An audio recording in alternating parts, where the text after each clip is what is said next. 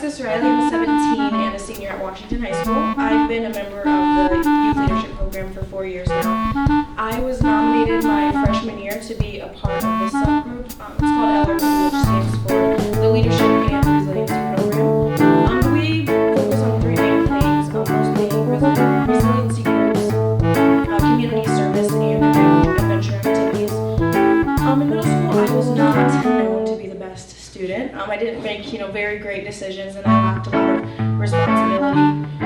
Freshman year in high school, I was nominated shortly after my first trimester, and it really helped me, focus on a lot more positive things, and focus more on my schoolwork and getting a lot of things that should be focused on. I have seen firsthand how the group has helped a lot of other students, like fellow group members, and one in particular, she's very shy and didn't really know how to speak up for herself and stand up for herself around others. She did confide in me and mentioned to me one time how students, weren't very nice to her, and even mentioned things how, like, during lunch they'd throw stuff at her and throw food at her and different things like that. And one of my friends and I we all had early bird together, so we all normally eat breakfast in the morning, and we noticed, every morning she was eating by herself, so we stepped up and ate breakfast with her and just kind of talked to her and asked her how her day was going and just tried to make her feel more comfortable. And over the years, I have seen she has really grown and is really good with other students, like anything from just talking to someone else in the hallway to even interacting in in-class discussions. And I have noticed she is a lot more happier now, and she just seems like everything's a lot better than the first time we met. In LRP, we have weekly meetings. We meet every Tuesday during lunch at school, just in whichever teachers lets us use their classroom or whoever has an available classroom at the time. We talk about anything from how our day is going to what service project we're working on at that time. We do service projects, we fundraise, we do adventure activities, just anything under those categories.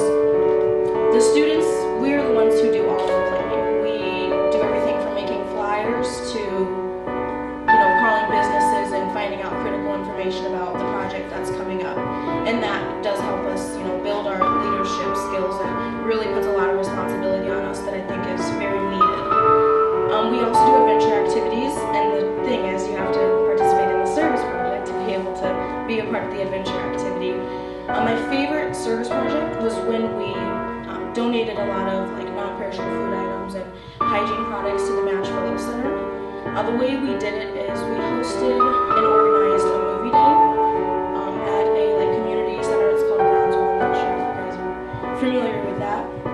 But we invited all of the younger youth leadership people, like the kids who are in middle school, and we used the items like the food and the hygiene products as the admission to get in.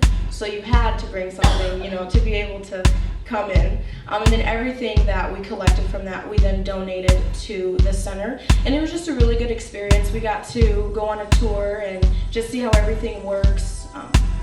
And just kind of we even got to, look in the pantry and just see all the different things from diapers to cookies to just everything. They were just full of so much stuff you wouldn't even think would be in there. We also last year we volunteered at the Ronald McDonald House. We cooked them a meal. We made coffee tacos, but it was just really fun being able to go there and meet with all the families and eat dinner with them and just cook for them. It was just really cool, just seeing how all that works. My favorite adventure activity was over this last summer with paintball, which was a really crazy experience, and it hurts really bad.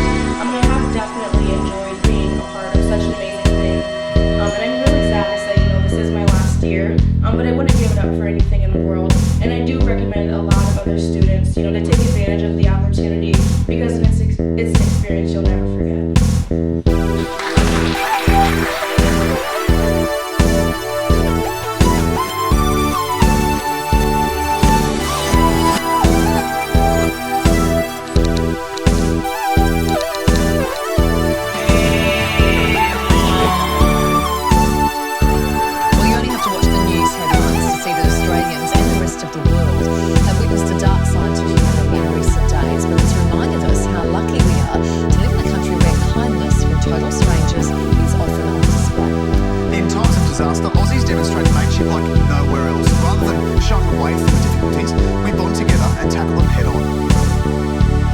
A fair go, mateship, giving a hand. They're values which define our national character.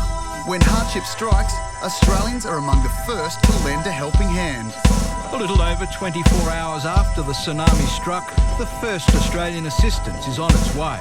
The public donated $100 million to the victims of the 2004 Boxing Day tsunami. Piles of clothes and mountains of support. It's a similar scene at more than a dozen relief centres across the fire-ravaged zone. We dug deep to help those affected by Victoria's Black Saturday bushfires. And we're not afraid of rolling up our sleeves to help out either. In 2011, a muddy army of 55,000 volunteers brought hope to the victims of the Queensland floods. The army of volunteers moved from street to street at St Lucia, lifting load after load of rubbish onto trucks. The clean-up effort was dubbed Salvation Saturday. In the face of adversity, our culture of mateship truly shines, proving Australia is a lucky country. So how important is kindness and generosity to our national identity? For more, we're joined by demographer and social analyst Mark McCrindle. G'day, Mark. Good morning. How does our culture of mateship set us apart from others? I mean, we think there is a culture of mateship. I mean, is there? Well, there is. I mean, certainly it's part of the human spirit, not just the Aussie spirit, helping others out, but it is deeply ingrained in Australia, in our history. It's the spirit of the digger. It's helping others out. Even that iconic value of mateship, we've surveyed Australians on that and found that 70% of people say mateship is helping out not just your mates or those in your local community, helping out others in need regardless of who they are, and that includes overseas. So Australians do have a big heartedness, and it's part of our culture and our history. We said before too that the Aussies, really band together to help out. What are the real significant ways that Aussies help out? How do they do that? Well, certainly giving. So Australians punch above their weight from a giving perspective, and volunteering. 6.5 million Australians volunteer on a regular basis. That's incredible. In small ways or ongoing ways, one-off events or in an ongoing way. So that's pretty significant. But I think it's just the ongoing helping others out in random ways that's quite significant in Australia. There's always a bushfire or a disaster, a flood of some form, and Australians help out. And I think even the whole settlement, the development of Australia has been, we're a long way from anywhere. You have to help others out to really get the community going, and that continues strongly to this day. I mean, do the people who make the most feel an obligation to give back? Just this week we've seen James Packer with the $200 million. Yeah. I mean, do they or not, the people who have the most? Increasingly so. I mean, I think there's a recognition that if you've got a lot of good in your life, then you've got the opportunity to do a lot of good to others. And we're developing that culture of philanthropy here in Australia. It's always been a bit sort of below the radar. We're not quite like the Americans in the upfront way of giving, but we're developing that encouragement to put your money forward as the wealthy people. But I think what's remarkable is how the average Aussie will give. And whenever someone's rattling the can, Aussies will chip in, or the raffle or the fundraiser. That's part of our whole history and attitude as well. Because what $200 million is to James Packer could be what $150 is to somebody else, right? Yes, exactly. That $100 million figure that Australians gave 10 years ago when the Asian tsunami hit, if you work that out, that was at the time $5 for every man, woman and child. Now the US gave 88 cents per man, woman and child. So we're definitely punching above our weight, when it comes to global issues and the average person giving. Last year you conducted some research on what members of the public are prepared to do for others on a day-to-day basis, and what were your findings? We just found it fascinating. We wrote a book on it called The Power of Good, just about Aussies helping others out, strangers. We found 9 in 10 Aussies are prepared to help out a stranger, to go out of their way to help a stranger. Almost 9 in 10 there, helping someone with mobility, struggling at the lift or the door, helping in an emergency. 9 in 10 will stop and help out. 3/4 helping someone, they drop their shopping and they're prepared to jump in and help out. I think that the bottom line there, that about 1/3 of Australians are prepared to help someone out with money. A stranger, someone's at the meter, they're running short, or at the checkout, and look here mate, here's a couple of bucks to help sort it out. 1/3 of Aussies prepared to dip into their own money to help a stranger. I think that says a lot about our culture. I don't mind if I've left a parking spot with my parking ticket, and I'll go and say, look, do you want to take that before I go? And then you can use that, because some people only need it for 10 seconds. It's like, It's a lovely giving. Every now and then. Do a good deed for the day. I've changed an old lady's tyre in the rain before. Oh, that's good. Yeah, see, But 20 that was left on the bus. I gotta say, recently at the school where our boys go to, there's been some cases happening with some families where I've just been overwhelmed by how a school community, for example,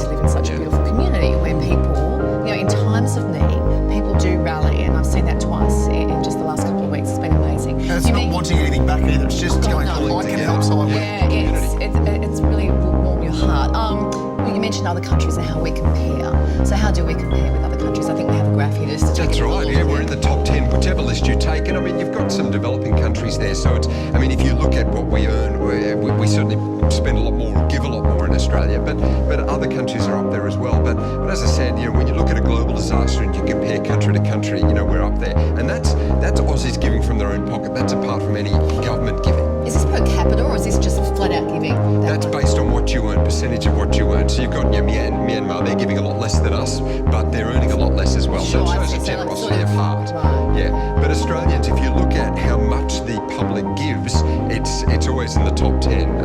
And I mean, take that tsunami again, 10 years coming up at the end of this year, and the Aussie government gave $1 billion. Apart from anything that Australians dipped in and gave, that was world beating in terms of, you know, the size of our nation. Incredible. So that generosity is good, and I think when people see that, it encourages others to give and help out. And I think goodness spawns other goodness. It's a domino effect. Yeah. Exactly right. Yeah. Thanks, mate. That's right. Good chat. They're really interesting stats. Good to talk. Just ahead.